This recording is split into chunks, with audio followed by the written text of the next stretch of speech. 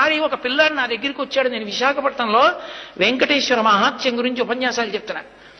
నేను వేదిక దిగి ఇంటికి వెళ్ళిపోతుంటే నా కభాలన కాళ్ళ మీద పడి ఒకే ఒక్క క్షణం మీతో మాట్లాడచ్చా అన్నాడు. నాకు అతని ముఖం చూసి అతను ఏదో చాలా ఉత్కంఠతో ఉన్నాడని, ఏం కావాలన్నాను. మీరు చెప్పినంత నమ్మకంతో నిలబడితే వెంకటేశ్వరుడు పిలుస్తాడా దర్శనానికి అన్నాడు. నేను హామీ, ఖచ్చితంగా పిలుస్తాడన్నాడు. నేను మీరు చెప్పినట్టు బతికి చూస్తానన్నాడు. అతను ఒక 6-7 నెలలు పరమ ధార్మికంగా చక్కటి జీవనం చేశాడు. అతనికి తెలిసిన్నట్టు తెలిసిండి వెంకటాచలం కొండ మీదకి వచ్చాడు. అతను వచ్చినట్లు నాకు తెలియదు. అతను కొండ మీదకి వచ్చి నాకు ఫోన్ చేశాడు.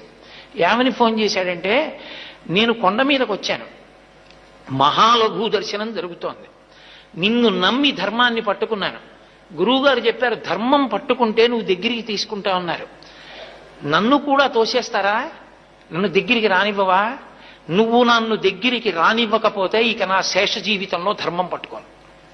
నువ్వు నన్ను ఇవాళ దగ్గరికి తీసుకుంటే నా ఆఖరి ఊపిరి వరకు ధర్మం అవుతావు, నీ ఇష్టం అనుకున్నానండి.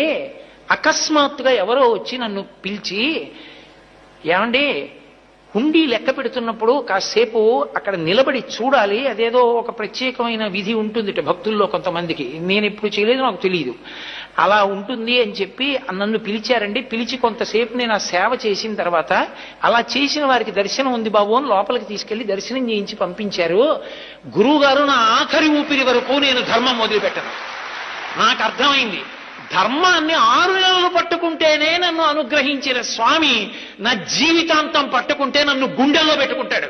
కాబట్టి నాకు ఇంకేం వద్దు గురువు గారు, నేను ఎంత పెద్ద పదవిలో ఉండనివ్వండి, నేను చేసే సంతకం ధర్మచట్రంలోకి ఇముడుతుందా అదొక్కటే చూసి పెడతా.